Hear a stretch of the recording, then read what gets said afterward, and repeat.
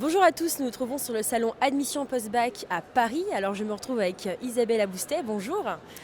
Vous êtes la directrice de l'école de kinésithérapie de l'AP-HP. Alors est-ce que vous pouvez me décrire un petit peu la formation en fait, les études de kiné?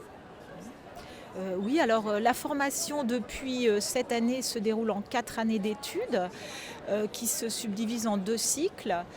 Ces 4 années permettent l'obtention d'un diplôme d'État et la validation de 240 ECTS puisque la réforme de nos études qui a été mise en place là, en septembre 2015 oblige les IFMK à contractualiser avec une université, ce qui permet de délivrer aux étudiants 240 crédits ECTS au moment de l'obtention de leur diplôme d'État.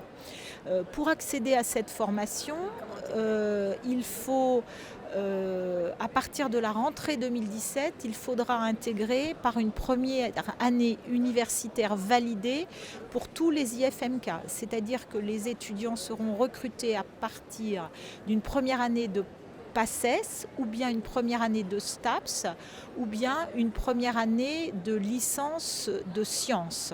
Chaque institut de formation va négocier avec une ou plusieurs universités de rattachement le nombre de places par lequel il recrutera donc des étudiants au sein de ces différents UFR. Est-ce que vous pouvez me décrire un peu comment se déroule la formation, qui est du coup une alternance? Comment ça se Voilà. passe? Alors la formation donc, se déroule en 4 ans. Les années sont divisées en semestres et cette formation donc, qui est en alternance allie sur chaque semestre des périodes où les étudiants sont à temps plein à l'école et des périodes où ils sont à temps plein en stage. La formation sur 4 ans comprend en tout 1480 heures de stage. Ces stages peuvent être réalisés en établissement public de santé, donc dans des hôpitaux, des maisons de retraite, des centres médico-pédagogiques, ou bien en cabinet libéral, ou bien auprès d'associations sportives, de clubs de sport, d'associations pour personnes âgées, de réseaux de soins.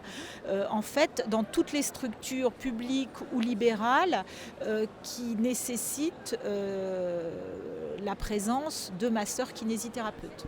Et quels sont les débouchés réels en France? Alors les débouchés aujourd'hui, il faut savoir que 80% des kinésithérapeutes exercent en libéral. Une frange relativement peu importante exerce à l'hôpital et exerce donc dans des établissements publics de santé. Une manière de travailler qui est en train de se développer, c'est la présence de kinésithérapeutes au sein de maisons de santé, ce qui permet d'allier à la fois un statut libéral et un travail en équipe pluridisciplinaire. Merci.